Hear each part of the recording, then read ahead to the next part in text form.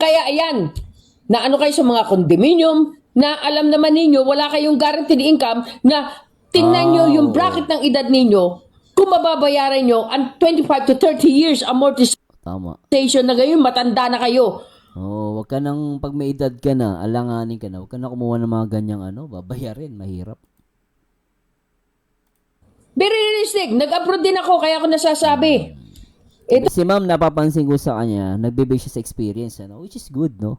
Na i-share niya to sa mga kapwa OFW natin. Maganda mapakinggan to, guys. Totoo lang. Walang teamwork ang pamilya at yung OFW. Tama, oo. Ang alam lang, nag-abroad ka, kaya supportahan mo kami, padala mo pera sa amin. Tapos, ang nangyayari, yung naiwan doon, babae o lalaki, nakatang nga, nag-aantay ng pera buwan-buwan. Oo. Okay? Nakatanga, tapos ang mahirap, umaasa, hindi man lang gumawa ng paraan para dumating ang point, hindi na siya umaasa. Ngayon, kung kapusin at nasira ang budget, tawag uli, padala ka uli ng pera. Ang teamwork na sinasabi ko, hindi yung antay lang kayo ng antay ng ayuda o ng suporta ng inyong mahal sa buhay, kung mahal nyo nga sila. Ako nakakulong sa kwarto. Minsan umiiyak na lang ako sa maling desisyon. Hindi Kawawa, ang sakit na ito. ko po naman po masisi yung anak ko lalaki. Minsan may trabaho, minsan wala. Yung anak ko naman babae, nakadalawang kurso, asawa agad. Grabe, nako. Biri mo nakadalawang kurso yung anak niya. Kasi ibig sabihin, siguro maaaring kumuha ng unang kurso, hindi natapos. Tapos kumuha ng panibago. Kaya problema, nag-asawa naman agad. Ang hirap niyan. Sa kwarto. Minsan umiiyak na lang ako sa maling desisyon. Hindi ko po naman po masisi yung anak ko lalaki. Minsan may trabaho, minsan wala. Yung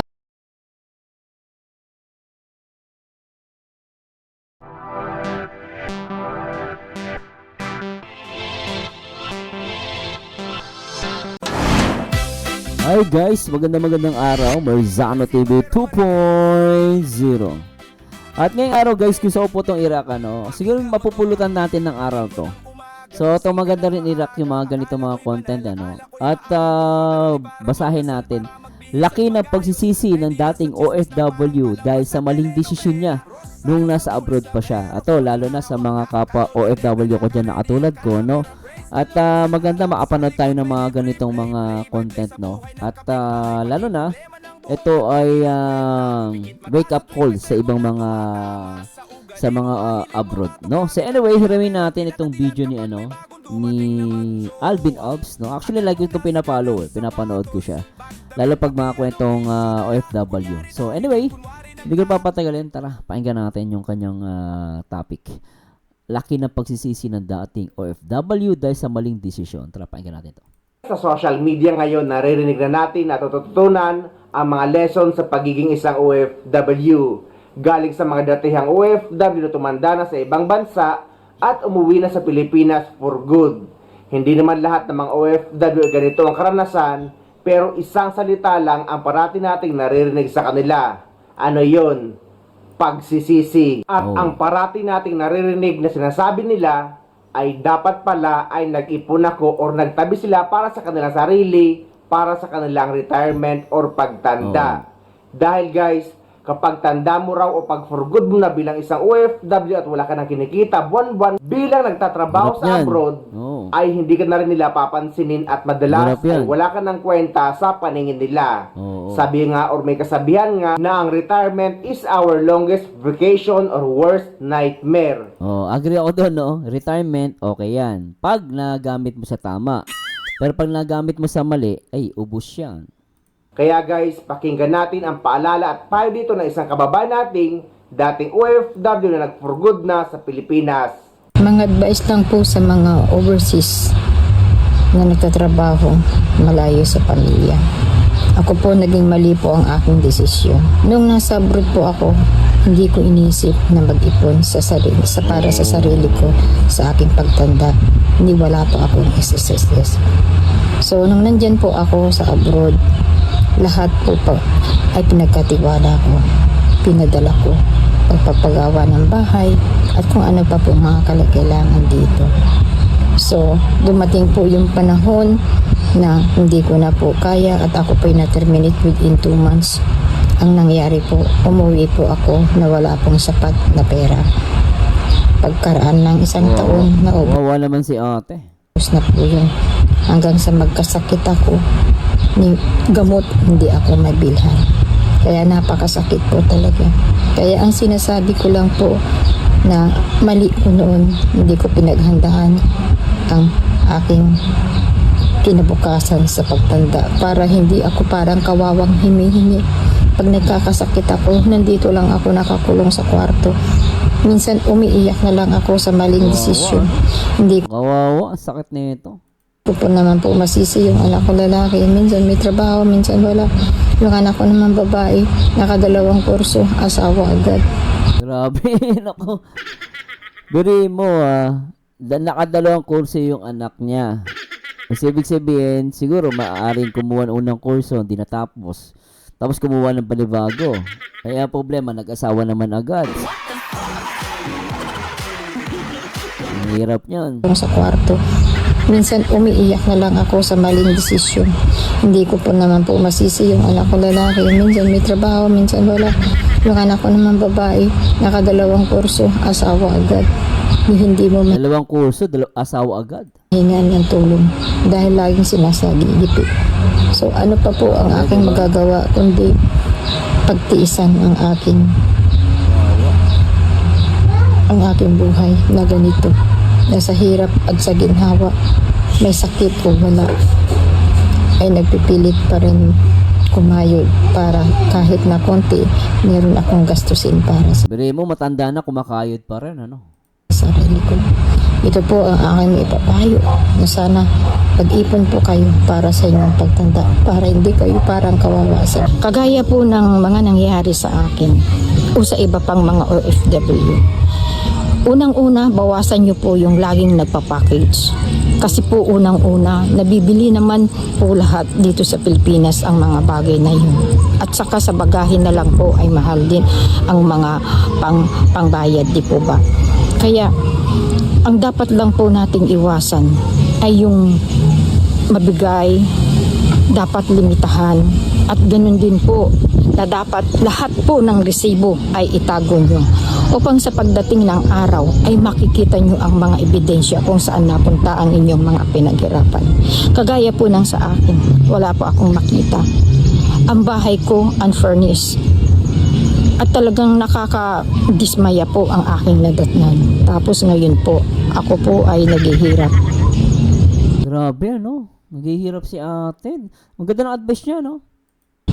Talo ng aking kalooban dahil sa nadismaya po ako sa aking nadatnan. Pagkatapos po, ang relasyon namin ng anak ko ay di maganda. At dahil nga napag-usapan na naman ang usapin Grabe, na naman. Alam mo teka lang kuya, napapaisip ako dun sa relasyon ng mga anak. May nag-advise sa akin dati matanda kaibigan ko. Sabi niya, never mong iaasa yung buhay niyo mag-asawa sa anak ninyo. Sabi niya yun, sinabi sa akin, dapat magtabi ka ng pera para sa inyong pagtandaan nyo. No? Tapos, dapat meron kang sariling bahay. Kasi pag wala kang sariling bahay, pagdating ng araw, kawawa ka sa anak mo. Not unless yung anak mo mabuti. Paano kung katulad ka ng anak ni ate? No, not in good terms. Mahirap yun. Aking nadatnan. Tapos ngayon po, ako po ay naghihirap. Talo ng aking kalooban dahil sa nadismaya po ako sa aking nadatnan.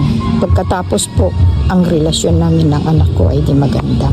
at dahil nga napag-usapan na naman ang usaping ito na pagre-retirement, pag-iipon at pagtanda bilang isang OFW, ay idudugtong ko na naman dito ang pangaral ni Ma'am Evangeline Maxam. Dahil guys, may makukuha talaga tayong lesson at eye-opener din talaga ito sa lahat ng mga OFW ang pangaral niya bilang isa ding matagal ng OFW at naninirahan na ngayon sa bansang Canada. Pakinggan nga natin. Nakakaawa daw mga OFW. Nakakaawa nga ba? Well, sabihin natin na hindi awa eh. Ako ma'am, minsan ako naiinis ako. Naawa ko na naiinis. mixed emotion, ma'am. Malaking question mark kung bakit kayo na mga OFW ay walang naiipon. Yun. At ang naiipon in general ay mga resibo. Yun. Okay? Mga resibo na iipon. Totoo. Sige na nga, sabihin na nga natin nakakaawa o naaawa tayo. Hindi nakakaawa, naaawa tayo sa sitwasyon Tama, naaawa ka. Tama si ma'am. Naaawa ka. na nilalagay nila ang sarili nila. Bakit? Ito ha, makinig kayong mabuti. Sige, Kasi sige. OFW rin Sige, naman ako. sige. Alam ko yan. Nung mag-OFW ako for so many years, hanggang sa makarating ako rito sa Canada, wala akong ipon. Oh, talaga? Maniwala ba kayo? Talaga? Kasi, siyempre, mahal natin ang mga kapatid pamilya, natin, magulang natin. So, ibibigay natin lahat. Hindi natin alam kung saan natin dinadala ang pera. Marami tayong gustong bilhin. Hindi natin nabibili. Totoo ba? Isa rin ako Totoo yan, ah. Totoo yan. doon. Nakakatawa, no? Kasi nung umalis tayo, punong-puno tayo ng pangarap na inaakala natin within a certain time, makabili tayo ng bahay, makabili tayo ng sasakyan, yayaman tayo, kaya natin, para bagang si Superwoman eh. Pero ang katotohanan at ang reality, hindi ganun kadali. Ang daming pagsubok, ang daming pawis, ang daming sakripisyo, iyak, at hindi pagtulog sa gabi. Okay? At maraming pangamba. Di mo alam kung hanggang kailan ka magtatagal sa amo mo o tatagalan ka ng amo mo. Ika nga, di natin masabi kung swertihin ka. Tama. Pero ang alam ko lang, marami ang nagdanas ng hirap. Di po ba? Ngayon, ang problema kasi, kung babalikan ko, right? Sobra natin pagmamahal, wala naman may sobra bang pagmamahal, Mama Bulldog. Hindi tayo nagplano. Oh. Hindi tayo nag-set ng goal. Yun ang maling mindset natin eh. Oh. Motivation Yan yung ano eh. Yan yung minsan nawawala, ma'am, no? Kumaga, nawawalan tayo ng ano eh, ng motivation kasi distracted tayo sa maraming mga bagay, no? Lalo na pumasok kayo ng social media. So, minsan, ilbis na naisip mo yung sarili mo, nakakalimutan mo yung sarili mo, no? Because din sa maraming factor, hindi lang social media, mga tao na kapalibot sa'yo, and then may mga bagay din na parang hindi naman kailangan pero ina-acquired natin, di ba? Anyway, tuloy natin to. nagplano. Hindi tayo nag-set ng goal. Yun ang Yes, maling mindset natin eh. Tama. Motivation naroon eh. Ibig sabihin gusto ko mag-abroad. Yan o, kikita ako ng dolyares. Yan o. Pero wala tayong disiplina. True. That's true. Oh, Mama Bulldog, may disiplina naman kami Ang sinasabi ko, wala tayong disiplina sa sarili, sa paggastos, No. sa pagbibigay ng pera, padala lahat. Okay? Tama, oo. Baguhin natin ang sistema natin. No? Yan yung sinasabi ko minsan, no, kahit sa mga live ko. Huwag mo patala lahat, magtira ka para sa sarili mo. Yun yung punto ni ma'am no? At least kahit 10% magtabi ka para sa sarili mo. Okay? Nung umalis tayo, wala naman talaga yung income na yun eh. Pero ngayon, nung panahon namin, nasa mga 10,000 peso lang yata to 15 ang kinikita namin. Ngayon yata, umaabot na sa Hong Kong, Singapore yata, kung di ako nagkakamili, narinig ko yung iba, winawagwag, nasa between 20 to 30,000 peso. Talaga? 20 to 30? Ang liit, ano? Wow, nung umalis kayo, wala yan May kita ba kayo niyan? Yan, nahihiya pa nga ang pangkaraniwan magtinda ng barbecue o magukay-ukay o ano pa man eh. Ngayon, ang pagkakamali ninyo, pinadala nyo lahat. Oh, tama. Ubos lahat. Oo. Ngayon, kapag papadala nyo pa lang, hindi pa rin nagkasya. Alam nyo kung ano ang pagkakamali? Teamwork. Walang teamwork ang pamilya at yung OFW. Ako, maganda tong binigay ni ma'am, no? Yung teamwork. Actually, yan ang wala minsan. Kumbaga, parang yung nagpapadala, siya yung kawawa. Yung nasa Pilipinas, masarap ang buhay. No? So, hindi maganda siya eh. Dapat, both side. Mahirapan ako dito, kahit papaano, mahirapan man kayo dyan, pero nakaka-survive kayo.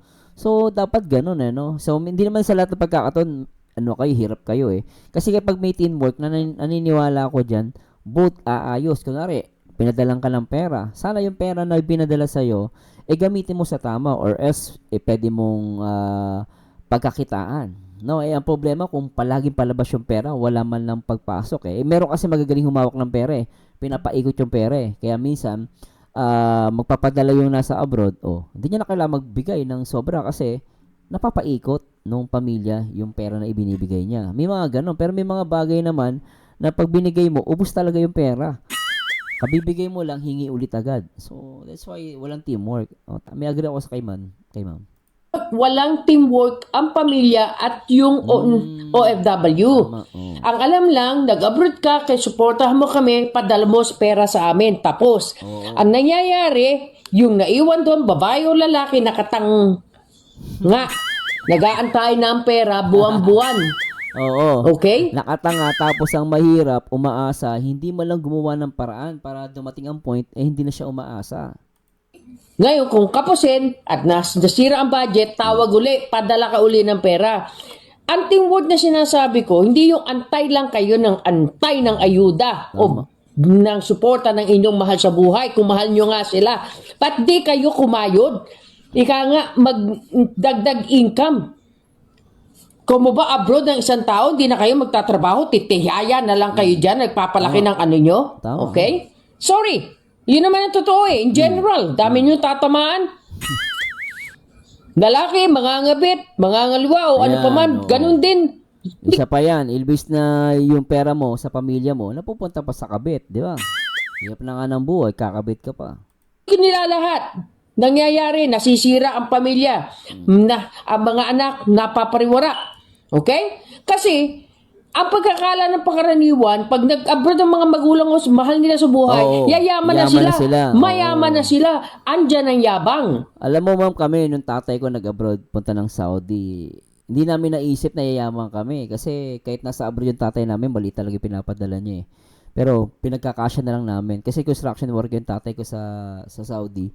Alam namin maliit, no? Pero normally, no, yun na nung bata ako, yun din na nasa isip ko na parang, kasi batang maliit ka pa eh. Na pag nag-abroad yung tatay mo, piling mo yayaman na kayo, pero hindi. Pero depende yan kung anong trabaho na magulang mo. Kung ang trabaho na magulang mo, professional, abay talagang may posibilidad na yumaman kayo. Pero pag yung mga skilled worker lang minsan, no, depende po sa nakukuha trabaho sa abroad, no, kung maayos yung amo mo, okay. Minsan, pag loko-loko yung amo mo, kawawa ka. Sinasaktan ka lang, malit pa sahod mo. Diba, no? Ang pagkakala ng pangkaraniwan, pag nag-abroad ang mga magulang mo, mahal nila sa buhay, yayaman na sila, mayaman na sila, andyan ang yabang. Tas ang problema, madam, alita nga ng sahod ng magulang sa abroad, nakita mo, puro naka-iPhone. Yun, puro naka-iPhone. Diba? Okay lang sana kung kaya ng magulang mo mag-provide pero biro mo, hirap na hirap yung magulang mo. Magulang mo, cellphone niya sira-sira na. Ikaw, bagong-bago yung cellphone mo, di ba? Na sana pinambili mo ng laptop o ng mga bagay na magagamit mo sa pag-aaral. Hindi yung luho, no? Okay naman ang iPhone, no? Pero kung depende sa kakayahan mo, pag hindi na kaya ng kakayahan mo, mas possible, siyempre, bumili ka ng yung kaya ng budget, no? Di po ba? Tama. Andyan na yung buwan-buwan. Nanay, may bibilin ako, cellphone, iPhone. Yun. May wala nga kayong magandang bahay, mag-iPhone pa kayo. Tama yun. Wala kayong magandang bahay, mag-iPhone pa kayo. Punto. May punto naman. Sorry, hindi ako nang niliit ng tao, right? Sinasabi ko, Hindi panliliit yun. Nagbibigay lang kayo ng magandang advice, ma'am. lang sa inyo, nauna ang garbo nyo sa katawan ninyo eh. Oo. Punto, ano. O sige, sino nakakano dyan? Ayaw nyo ng mumurahing cellphone. Ano ba ang cellphone? Ang cellphone for emergency, tawagin nyo, magulang nyo kung nasan kayo, kung uuwi kayo, kung nasiraan kayo o ano. Pero ano ginagawa nyo? Chat. I love you, dabi. Kahit na nagkakandautang ang magulang ninyo, maka-iPhone lang kayo. O yung mamahaling cellphone para makapaglaro kayo ng game. Oo, tama.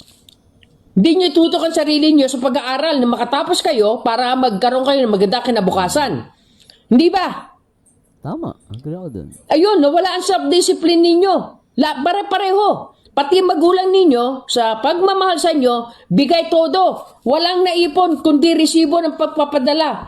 Wawa, ano? Resibo lang yung naipon. Ang hirap niya. Sa Western Union, o Money Mart ba yan, o ano pa ba yan? Ngayon, marami na ang sumusuko, pagod na pagod, yung iba bumibitaw na. Oo. Tigok! Kasagutan Yun ang masakit. Minsan yung FW na namamatay. sa kanilang problema. Hindi po ba? Ilan na sa kababayan natin ang nagpatiwakal? Ilan na ang mga kababayan natin nalihis ng landas at naghanap ng mga itik o nyon o ano pa ba, Cebu? Yung itik, yung ano, di ba, ibang lahi. Tama ba? Itik. May asawa sa Pilipinas, pinagpalit sa itik. Yun. Alam ko yan kasi nako-comment ng mga viewers ko yan eh. Yes, kamatis. Bawang, luya, gisahin mo na para lang magkaroon ng additional na pera. Oo. Alam mo ma'am, dito sa, ayoko na magbanggit, no? May nagkwento sa akin yan eh. Minsan pan-load lang. Pumapatol kahit na may asawa. Sad to say. No? Kaya minsan, may mga may mga marinig ka, ang pangit ng tingin nila sa Pilipinas. Hindi dahil ganun sila. Dahil may mga ganung kwento kasi. Di ba? May mga ganung kwento na minsan may asawa na napatol pa dun sa ibang lahi, no? Not unless kung single ka, maintindihan ko, nag-iibigan kayo. Wala akong tuto doon. Pero may asawa ka, tapos papatol ka sa may ibang lahi, tapos para lang makakuha ka pa, no, ng pan-load o kaya extra money, na hindi maganda. So, sana mag-iwan tayo ng konting respeto bilang Pilipino. Kaya minsan may mga ibang lahi, hindi natin masisisi sila eh, na ganun yung tingin sa mga Pinoy eh. Di ba? Bawang, luya, gisahin mo na para lang magkaroon ng additional na pera. Pero kung kayo may disiplina, eto, paliwanag ko sa inyo, makinig kayo mabuti. Baka matuto kayo. Dapat may goal kayo. Ilang taon lang kayo magtatrabaho para makapamahinga. Ang pag-asawa ba, nag-asawa ka, iwanan mo anak mo, nandun ka sa kabilang bansa? Hirap, oo. Naghahangad ka na yumaman ka, magkaroon kayo ng magandang pamumuhay? Hanggang kailan ang hinto kung hindi ka na makapagtrabaho? May sakit ka na? At ano nagiging consequence? Sasabihin ng babae o lalaki, ikaw may kasalanan eh, yung pangangailangan ko eh, ikaw lang naman ang gusto mag-abroad eh, o ganon. O, yung magsisisihan, gantihan sa isa't isa? Hindi tama. Pinakamasakit niya, no? Dapat, ganito. May goal kayo. Ano goal mo?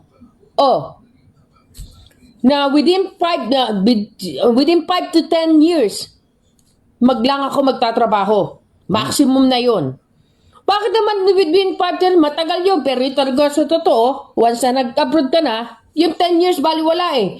Oo, yun ang reality. Sabi mo, 5 years ka, 10 years ka lang. Pero later on, sasagad ka po eh.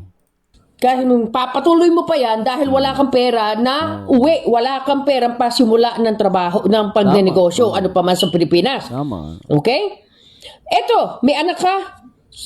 Yung mga elementary high school, hindi masyado pa magastos yan eh. Yung college, between 4 college. 4 years to 5 years.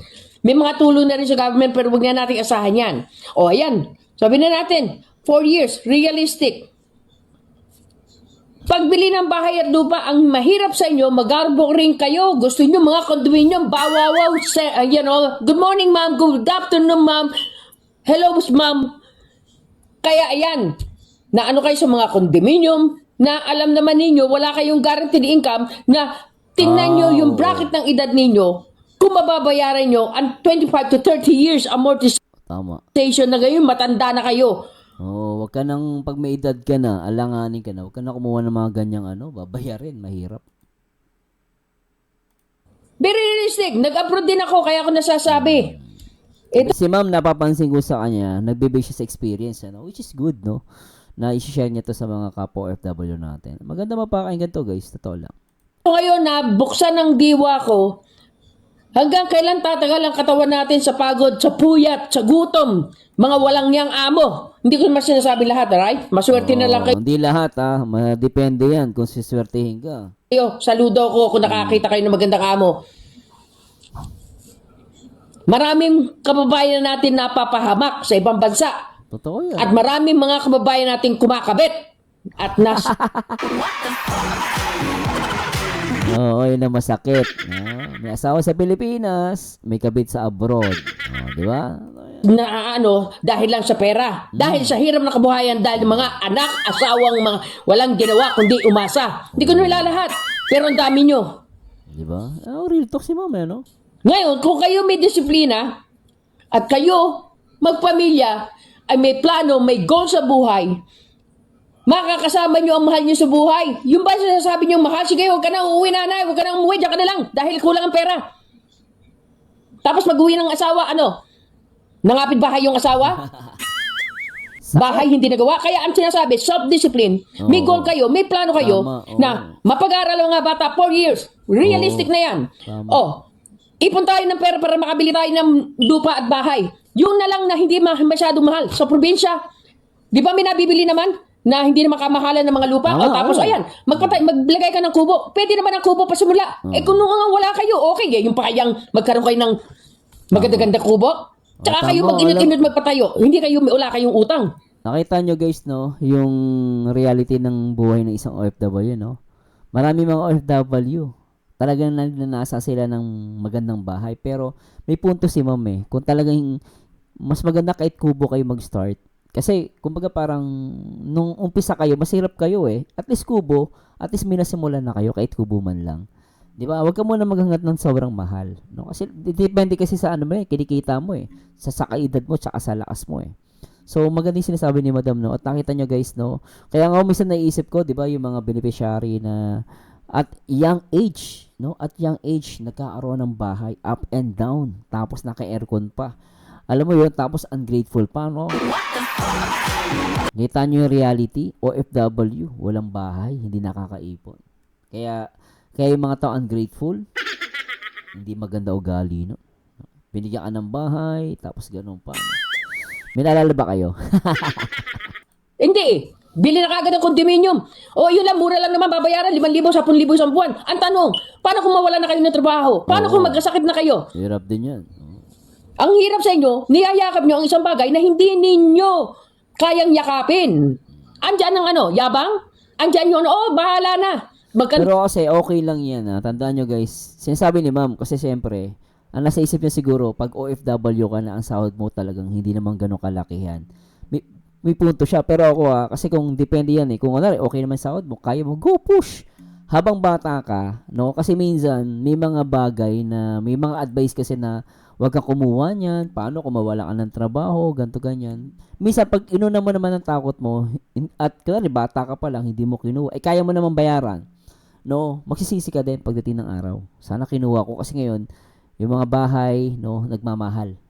Tumataas. So maghihinayang ka pala nung nilakas ang loob ko, no? Pero kung may punto naman si ma'am, no, siguro ang sahod mo talagang kararampot lang.